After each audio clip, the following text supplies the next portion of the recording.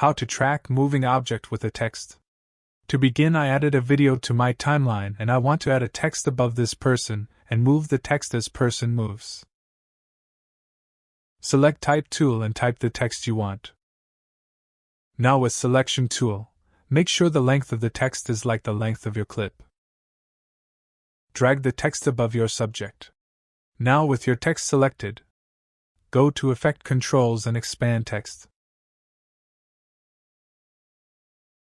Make sure the playhead is at the start of your clip and click on stopwatch next to position to create the starting keyframe. Now move the playhead to the end of your clip and position the text above your subject. Move the playhead in the middle and reposition the text to create a new keyframe. Now, this is okay for me, but you can add more keyframes in between the walk, so you be sure that the text is always in the center. Anyway guys, thanks for watching and I hope you found this useful.